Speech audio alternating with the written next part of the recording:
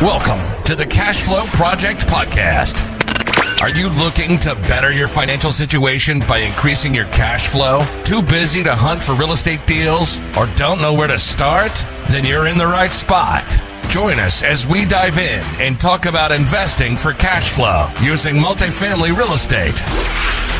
Hey, welcome to another episode of the Cashflow Project. Today I'll be your host, Matt Callahan. Today's guest is Duc Ong, member of Tri-City Equity Group. As a real estate investor, Duc is a partner in 684 units across 6 states. He's a limited partner in a 114 unit in Atlanta, Georgia, a 310 unit in El Paso, Texas, and a 192 unit in Longview, Texas. As an active investor, he owns a single-family rental property in Anaheim, California, 15 units with a partner in Pittsburgh, Pennsylvania, and 52 units with Tri-City Equity Group in Saginaw, Michigan. He owns a personal residence condominium in Honolulu and is currently under contract on a new construction condo unit in Kaka'ako. His broad experience as a real estate investor and real estate agent on Oahu allows him to assist the team in various aspects of operations, marketing, and finance. Duc is also a licensed realtor on Oahu with $17 million in career sales volume. He specializes in working with investors. Duc, glad to have you. Yeah, Matt, thanks for having me on the show. Yeah, quite the bio there. I know you're one of the more experienced partners in Tri-City Equity Group, so we're looking forward to kind of hearing what you have to say today. Yeah, excited. Yeah, so to jump right into it, how did you get started in your journey to earn passive income, real estate? Like, how did you pick that as your vehicle? Well, my story kind of started with the Anaheim single family. So my family got into some Forex day trading in 2008, and initially they were successful, but then they ended up losing it all and they leveraged the house, the equity in the house. My sister even went and bought another house and had to short sell that. And so I had to take over the mortgage and title so that they could stay in the house. And they've been renting for me ever since. And then since 2008, because California is a cyclical real estate market, it has gone up quite a bit. And so I tapped that equity and I bought a 3-unit in Indianapolis in a joint venture with one partner. And then since then I sold that 3-unit and went into Pittsburgh and got into a single family BRRRR deal, which is buy, rehab, rent, refinance, repeat. And then another BRRRR deal in Pittsburgh and another 10 units. And then ultimately in the various LP positions in Atlanta, El Paso, and Longview. And the most recent deal is the 52 units with Tri-City Equity. Yeah, that's awesome. So it sounds like pretty quickly you went from single family and ramped up into the multifamily space. How did you kind of decide that that's the route that you should be taking? Well, it's just economy of scale. And single families, you can't really scale that because, I mean, if you have like 100 single families, it'd be a logistical nightmare to manage and ensure that, you're keeping expenses low and all the income's coming in. And, you have 100 roofs to deal with, 100 HVAC systems, versus if you had 100 units in one building, it's a lot less roofs and systems to deal with. And also you get better pricing as an owner with more units in one property versus spread out across many different properties. Yeah, that's absolutely true. And I hear a lot of investors talking about that. So most recently, we did the deal in Michigan, right? And you talked about kind of economies of scale and how you get better pricing. Could you compare maybe what we pay, as we say, per door for a unit in a multifamily, for example, the 52 unit, versus single family going out and buying a house and doing that kind of stuff? What's that look like? Yeah, so for our 52 unit, purchase price was 1.43, so it worked out to be about $27,000 a door. Wow. There's no way you can get a decent single family for $27,000, even in the C minus neighborhood. Like I would imagine it would start around 50, 60 for a single family. So yeah, I mean it's just like the Costco model, right? You buy in bulk and it's cheaper per unit. It Costco model. I like that. I haven't heard that. That's absolutely true. Every single family home I've seen in that price range is like a tear down job, huge budget. You're not putting a tenant in there the next day and cash flowing. So that makes a lot of sense. So it sounds like you're trying to grow your passive income, but why, right? Why are you trying to build passive cash flow? Ultimately, I intend on starting a nonprofit to teach entrepreneurs in impoverished parts of the world, like Vietnam, for example, which is where I immigrated from. And I want it to be self-sustainable, so it could be like a school, orphanage, that kind of thing. But not just give them money, but teach them how to run the business and keep it so that it's able to sustain itself going forward without me. So I want to like build out like skills training and teach them about technology and systems and processes from the various businesses that I'm involved in. And because I've been blessed to have the opportunities that I've had, I want to be able to give back to kind of my counterpart in a third world country who works just as hard, but they just don't have the same opportunities. So that's ultimately where I want to head later down the road. And in order to do that, the practical side of it is that I have to be financially free and be able to take care of my family. And then I'll be able to help a lot more people and have bigger impact in the world. Yeah, that's awesome. I meet a lot of people that are interested in, various philanthropies, and they're wanting to make money to empower others. When you were talking about that, kind of something I was thinking of is, teach a man to fish, right? The return on investment of you teaching these skills to people is infinite. You can give them, you give them some money, or you can buy something to help out their situation in the short term. But by teaching them the skills, right, ultimately you could really change generations of families. So that's awesome to hear. Yeah, exactly. And that's kind of my thinking, is that I want them to be able to then teach others and spread that like knowledge and efficiencies and operations that I've learned.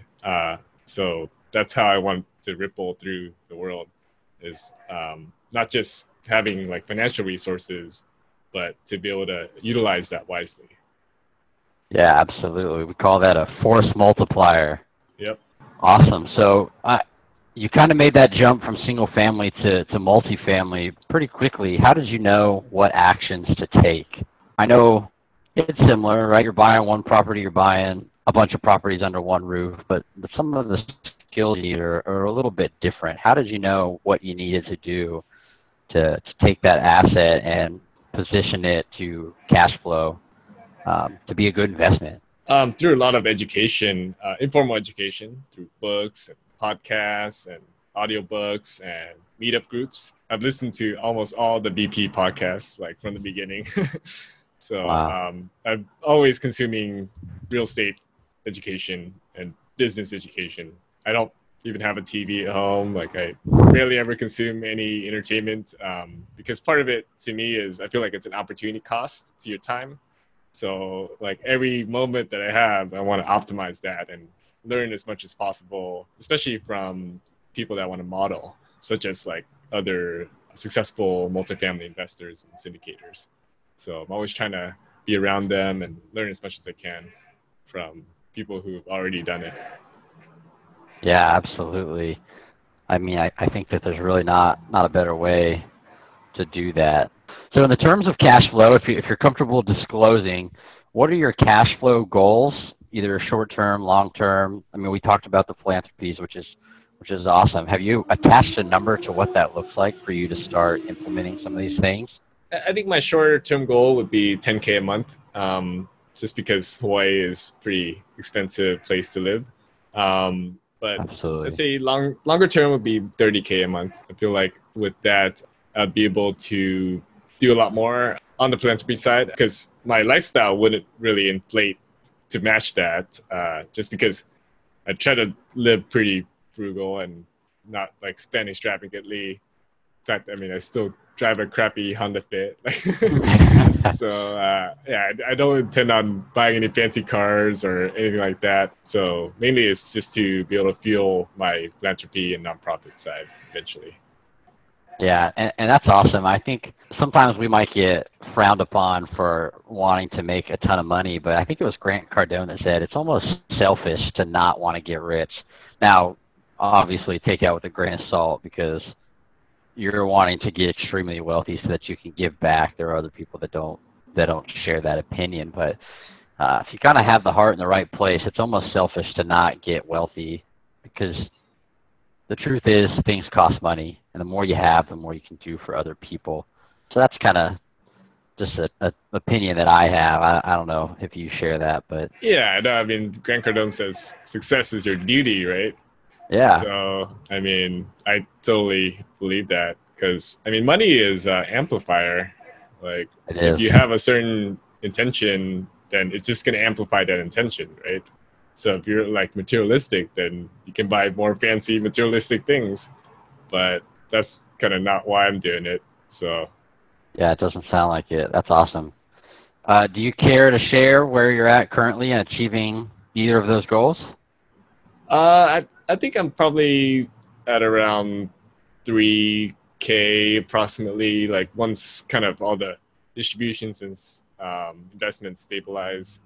But primarily my philosophy with all the various joint ventures has been just to reinvest back into the business so that the business is healthy financially and then later take distributions. So yeah, haven't really even tapped that so much of late. So yeah, no, I totally agree. I was just thinking about this the other day is, when we went in on the Bridgeport portfolio, I kind of had in my mind, like, we're shooting for distributions around this time. And, the truth is, I don't need the cash flow right now. My plan is to just let it all accumulate until I have enough to put into the next deal. So, we haven't taken a distribution yet because we've been doing what you said is kind of reinvesting it into the property. And I've just been enjoying the process. Not once have I really been like waiting for that check. Yeah, no, I think that's the right mindset to have because if the business is healthy, then it ensures that cash flow later down the road. Whereas if you tap that and the business is struggling, then later on you're gonna have to have a capital call anyway. So yeah, and at that point, if it's already hit my bank account, it takes a lot more discipline to save that money whenever you see it than to just not worry about it in the first place. Yeah, exactly. So reading through your bio, you've obviously got a ton of experience. What would you say, and it doesn't have to be a monetary investment, but what would you say is the best or most worthwhile investment that you've made, and how did you decide to make that investment? It probably just started from the beginning with taking over the mortgage and title on that Anaheim single family. At the time, I wasn't really even thinking about finances or business or anything like that. It was mainly just to like help my family. But it turned out to be a great choice because that afforded the equity that allowed me to then buy my primary residence here in Honolulu and also get started in multifamily with that 3-unit in Indianapolis. So if I hadn't done that, I wouldn't have the capital to be able to get started like I did. So yeah, so that was kind of the catalyst for you. Yeah, and it's kind of an unconventional deal, but it worked out like in the end. Yeah, it's interesting how many people really kind of stumble into real estate. We were just talking about my story, and I did the same thing. But it's funny how it works that way is, with good intentions, usually it just kind of works out for you. Not always, but I think it seems to happen that way more often than not. Yeah, and one lesson I learned from that deal, like over the years too, is to always maximize leverage. So the concept of return on equity, which is the return divided by the equity. And I feel like a lot of people don't really think about the metric. They just think about return on investment. But a return on equity is really a measure of opportunity cost. So if you have a certain amount of equity and you're not using it, then it's just sitting there earning zero. So equity is not really worthwhile until you actually tap it and then, deploy it into cash flow. So ultimately, I'm always trying to do that. I got a couple of buddies who are still my goals aren't to be extremely wealthy like you. Like, I'm comfortable paying cash for everything. I get good cash flow, but they have zero interest in leverage because they don't care to take the risk, which which makes sense. They're a little bit older than me, but it just drives me crazy whenever like you could be doing so much more. I try to dial that back in. Like not everyone has the same goals, and that's perfectly fine. It's impressive to me that they're even investing because so many people don't. But I'm like, man, you could be doing some pretty major deals with the equity you have sitting in these properties.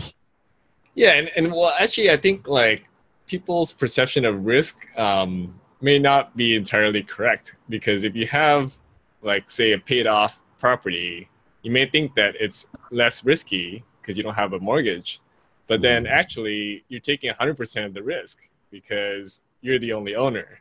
Whereas if you share the risk with the bank, like 80% leverage on a conventional loan, the bank has the majority of the risk, and yet you participate entirely in the upside. So to me, it's actually less risky to be prudently leveraged than to have paid off properties. So, but that's just my philosophy about like spreading out risk. No, and that makes sense, which that's going to roll me into my next question because you kind of already touched on it. But there's a lot of kind of bad advice going around in the real estate investing community. What is the worst advice you see, or maybe some myths in the real estate investing world? Yeah, I think that you need to start small. I think that the bigger the deal you can get into, the better, just because of economies of scale. So if you can't take down a bigger deal yourself, partnering is a great way to get started. And that's another way to de-risk the investment, is by spreading it out through a partnership. And yeah, I mean, it's basically a matter of buying the biggest thing you can afford. That's to me is better than trying to start small and like working your way up. And yeah, I mean, I guess the that thing that I already talked about of leverage, because leverage is a way to amplify returns. So I think having everything paid off and like lowest possible leverage might seem like it's less risky, but in my opinion, it's more risky because you're not spreading it out. So if you had more properties spread out, like with the proper amount of leverage, I mean, don't over leverage, but if you have the right amount of leverage and you spread it out, it's actually less risky, especially if you can diversify across geographies and asset classes. So. Yeah, no, I love that. You touched on another subject that I wanted to ask you about is partnering. I think a lot of people, you know, one are scared of leverage, but two, if you just consider, you know, you might be able to afford a property that's, you know, X amount of doors or X amount of dollars, but now if you have three partners, you essentially quadruple that number. Or some people are like set on wanting the entire pie to themselves. By partnering, you might get a slice, but it's a slice of a bigger pie. And like you said, you kind of spread the risk out. It's just, you know, what would you have to say about partnering or someone who's kind of on the fence about doing that? Yeah, I mean, and I think that it's not really just an additive thing, because in a partnership, there's like this mastermind concept where by leveraging other people's strengths, you can actually do more than you would if you were to individually do each deal. So there's this multiplicative effect that it's not just additive. And as far as partnering, I mean, of course, partnering is like a business marriage. So you definitely got to be careful and vet your partners. But mainly, I think partnering, you want to find partners that have different strengths and weaknesses than you. So essentially the opposite type of personality. So if you're good at analytical side, then you probably want to find someone that's like more extroverted and social and able to deal with investors and operations, you know. So different roles should be filled by different partners. So you don't want to find like another analytical person, because then you're just both going to be looking at spreadsheets and not doing any deals. So yeah, no, it's funny. I'm sitting here thinking of Tri-City Equity Group and the different personalities that we have, and kind of when we all get in the room together and are talking about deals, it's just I always get a kick out of it. Yeah, and that's where it's a good partnership, is if you have different perspectives and different experience, and that way everyone can bring something different to the table and see it from different views. Absolutely. So kind of moving forward here, you sort of talked about it, 2008. I know it was kind of a hard time for a lot of people, but any obstacles that you face in your journey as an investor? Probably just lack of funding, because after you do a few deals, then you just run out of money. And I guess how I kind of overcame it was just through partnering and creative financing. One of the more risky things that I've done to buy that first Burr deal in Pittsburgh was to leverage 0% interest credit cards. So I literally bought that single family with credit cards. I just stacked I'm a not bunch of even different sure I credit knew you cards. could do that. Well, it's kind of complicated, but so I actually paid a consultant to like help me set the whole system up. Oh, okay, So okay. that was kind of expensive, but it was a worthwhile investment because I was able to do that deal. Because initially, I mean, it was a good deal, but we couldn't qualify for hard money loan. So the hard money lender didn't appraise. So we had to scramble and find the capital. Yeah. So that's where I came up with that created credit card scheme where I stacked like 10 different credit cards and cash advanced each one to like the limit that they would allow, and bought that with credit cards and then refinanced into conventional loan later. So we ended up getting commercial loan on that later. And then we ended up Yeah. selling it. So went full cycle on that single family and made a decent profit. So I wouldn't recommend that strategy for most people, but I wasn't really betting on the refinance so much as just my ability to generate commissions as a realtor on Oahu. So Yeah. essentially I was betting on myself that I was able to produce that commissions to pay the credit cards off before the 0% intro period was up. That's interesting. A little risky, but buying houses with credit cards, I like it. Yeah, no, I mean, it's definitely a rare strategy, but it's still possible if you're in a cheap enough market and you find a good enough deal and you have the kind of financial backing to be able to pay it off. Because Yeah. I wouldn't do it if, I didn't know that income was coming in to be able Sure. to pay it off. No, that makes sense. So I think a lot of people that we meet, they get started in real estate investing, some pretty early on, some pretty late, wishing that they would have started much sooner. What advice would you have given to yourself, your 20-year-old self, let's say, as far as real estate investing? What would you have told yourself? And then what were you doing when you were 20? Where were you at? Don't wait and buy real estate, but buy real estate and wait, as Bill Rogers said. When I was 20, I was finishing up my senior year at UC San Diego, about to start grad school in physics at UH Manoa. And if I had saved up and pretty much bought anything in Hawaii or California at the time, I would have built a substantial equity position just because that was like the bottom of the market like around then. So anything like would have appreciated at least twice since then.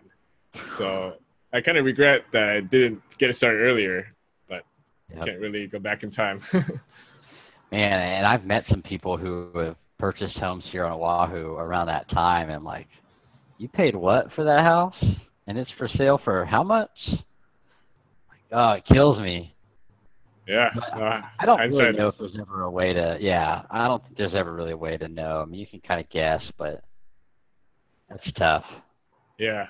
But I mean, kind of no matter what, if you buy real estate in, a prudent manner and you underwrite the deal in kind of any market, you can make money.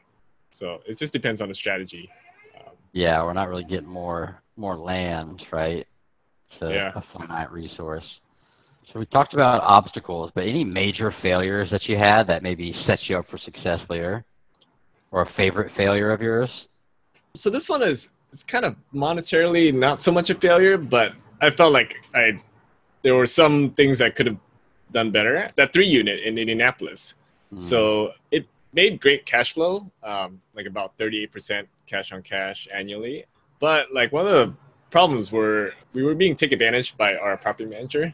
They knew that we were out of state. So on the turns, they would just charge us like crazy amounts, just trying to make up every possible fee that they can. Because property management is a tough job. So I can understand that, but we decided to liquidate before the end of 2 years instead of finding another property manager and rolling that property through. And it was also kind of a C- neighborhood. Like it wasn't that great of an asset. So we ended up making a decent profit, about 40K on that. And actually, one thing I want to share is roof stock was how we sold it. So roof stock is not so great for buying, but it's great for selling, because there tends to be a lot of out-of-state investors who may not know any better. So that's a great place to get rid of properties to other investors, especially if it's occupied. And so what I learned from that, even though it wasn't exactly like a financial failure, was to never invest in a deal unless there's some kind of competitive advantage. So in Indianapolis, we had no advantage. We were just another out-of-state investor in, a sea of out-of-state investors. So that's kind of what made me move into the Pittsburgh market. And I started partnering with my current partner, Tony Angotti. And through that partnership, we now control 15 units in the area. And because it's an equity partnership, Tony is the boots on the ground and he handles the property management. So he charges us a lot less than the going rate for property management. And there's also no agency problem, which solves that issue that I encountered in Indianapolis. Because when someone's an agent, they don't necessarily have the same interest that the principal does. Right. So that's referred to as the agency problem. And so that's kind of how I like to structure partnerships, is to always have some equity component to the agent's role, so that they're not just agents, they're not just working for me, but they're like working towards the same goal. And they have, a vested interest in the outcome. And I don't mind sharing the equity if I know that there's equity to be shared. So right. That's my general philosophy. Kind of some of the stuff that we do, right, with Tri-City is we offer some, potential bonuses to property management and things like that to get everybody striving for the same goal. But it sounds like Indianapolis, I've heard that thrown out quite a bit. I know they do a lot of the, investor home buying tours up there where people can buy properties because it was a pretty good market. It may still be. But for those people who are listening that are struggling to get started, and maybe they're even thinking about, hey, I'm gonna jump on a plane or make a trip, I'm gonna go to one of these tours. What kind of advice would you have for someone who's struggling to get started but wants to? I'd say get out there and network with as many real estate investors as you can. People who have already done it can guide you in the right direction, and also be a model for the right path to take. So we host a monthly meetup on Oahu called Honolulu Multifamily More, which is a chapter of a more national group, Multifamily More. If you're interested and you happen to be on Oahu, you can find us on Facebook under Honolulu Multifamily More, or you can send us an email at connect@tricityequity.com. Great. Yeah. We'll definitely post a link to those. I agree about networking and meeting other investors. If you're out there looking for someone to talk to, though, what do you think kind of separates successful investors from those that fail? I would say grit. Since there will always be challenges and obstacles in the real estate investing journey. So it's really the ability to take hardship in stride and bounce back stronger and work harder that would separate those who are successful from everyone else. And part of that is your motivation. Because if you're just motivated by money, it's probably not going to be enough to fight through all the challenges that you'll come across as an investor, because there's all kinds of surprises that you'll see as an investor in your journey. Yeah, that first pretty big horror story, I won't even share any, but you got to really reconsider what you're doing it for and what your long-term goals are. That's for sure. So we're kind of getting towards the end here, and there's a couple questions that we like to just ask so people listening to the podcast can continue to educate themselves. We talked about a lot of informal education. Is there any books that you'd recommend for, I guess, any level of investor, people who are getting started, people who are seasoned? What's your favorite real estate investing book? Or it doesn't even have to be real estate investing. What's your favorite book that you'd recommend? I'll stick with real estate, but kind of two levels. So for the beginners just getting started, I would say the book on No and Low Money Down by Brandon Turner, Bigger Pockets. Bigger Pockets, yep. Since it really teaches you about creative financing. So even if you have capital to invest, you should also think about all the possible ways to invest without necessarily a large amount of capital. That way you can use your capital more wisely. So that's one. And then if you're kind of looking more into the multifamily space, I would say Joe Felius's book called The Best Ever Apartment Syndication Book. It's a great resource, provides step-by-step system for completing a apartment syndication deal. Yeah, that's great, because we even talked about it earlier. Is we kind of started doing deals ourselves as a JV with that capital that we had to deploy. And then as soon as we're no longer liquid, but you want to keep doing deals because you love real estate, I'm sure if you've done one deal, you're hooked. Syndication is kind of the next obvious move for you. So that's a good transition, to just start your real estate investing career. I like that. Yeah, and I'd say for busy professionals who may not have that much time but earn a significant income, syndications is definitely something to look at as a passive investor. Because, well, to me, there's this thing called the Sharpe ratio, which is a measure of risk versus reward. And multifamily has historically been shown to have the best Sharpe ratio, which is that it's the highest risk-adjusted returns compared to any other asset class. So if you're looking to just invest passively, syndications is the way to go. Yeah, no, I absolutely agree.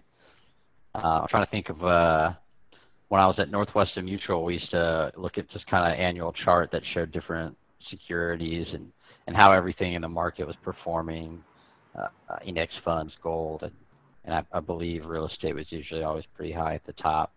Yeah, couldn't agree more. So closing out, do you have anything that you'd like to request from our audience or ask our audience? Yeah, so I mean, if you're looking to invest passively, we're always looking for deals and passive investors. So you can connect with us at tricityequity.com, all spelled out. Or if you want to join our Facebook group, we have a Facebook group called Honolulu Multifamily More. And if you happen to be in the Honolulu area, come out to our monthly meetups. Our next one will be February 4th at Symphony Honolulu. Duc, it's great having you on the show here. You're an absolute wealth of knowledge. So whoever's listening, I encourage you to kind of follow some of those links, and we'll post them below. But reach out to Duc or anyone in Tri-City Equity Group just to get in touch. If you have more questions about anything that we talked about today, I know that we're always willing to answer questions and kind of talk you through some stuff. But Duc, great to have you. Yeah, thanks. Thanks for having me on the show. Yeah, we'll talk to you soon. All right. And if you wanted to reach out to me, my Instagram handle is at duc.ong.realtor. I'm on Facebook at Duc Ong. And my email is duc.ong@tricityequity.com. Awesome. Thanks for that, Duc. We'll post that below for sure. All right. Thanks for having me. Yep. We'll see ya.